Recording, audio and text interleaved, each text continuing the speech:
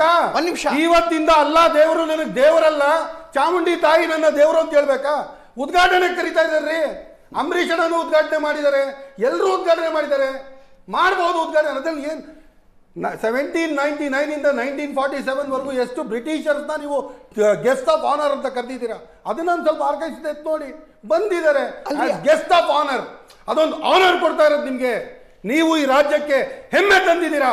ಬನ್ನಿ, ಇವತ್ತು ನಿಮಗ್ ನಾವು ಇಲ್ಲಿ ಇದು ಮಾಡ್ತೀವಿ. ಇದು ಸಂಪ್ರದಾಯ Abdul Razak, I respect it. ನಾನು ಕನ್ಸರ್ನ್ ಅಬೌಟ್ ರಿಲಿಜಿಯನ್, ಧರ್ಮ ಭ್ರಷ್ಟ ಆಗುತ್ತಾ? ನಾನು ಅಕಸ್ಮಾತ್ ಈ ವರ್ಷ ಅಬ್ದುಲ್ ರಜಾಕ್ ದಸರಾ ನೋಡಕ್ ನಾನು ಹಿಂದೂ ಆಗ್ಬಿಡ್ತೀನಿ.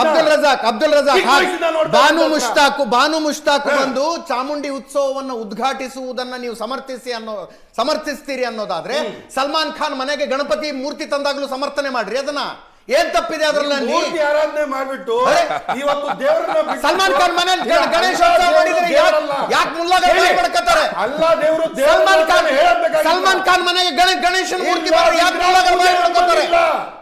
ವಿಗ್ರಹ ಪೂಜೆ ನಮ್ಮಲ್ಲಿಲ್ಲ, ನಾವು ವಿಗ್ರಹವನ್ನ ಪೂಜಿಸಲ್ಲ. ಆದ್ರೆ as a guest of honour, state guest, ದಸರಾಗೆ ನೀವು ಗೆಸ್ಟ್ ಆಗಿ ಬರ್ತಾ ಇರೋದು, ಅತಿಥಿಯಾಗಿ ಬರ್ತಾ ಇರೋದು. ಅಲ್ಲಿ ಹೋಗ್ಬಿಟ್ಟು ನೀವು ಅರ್ಚಕರ ತರ ನೀವೇನು ಪೂಜೆ ಮಾಡ್ಬೇಕಂತೇನೂ ಇಲ್ಲ, ಅದು ಮುಖ್ಯಮಂತ್ರಿಗಳು ಮಾಡ್ತಾರೆ. ಆ ಪೂಜೆಯನ್ನು ಮುಖ್ಯಮಂತ್ರಿಗಳು ಮಾಡ್ತಾರೆ.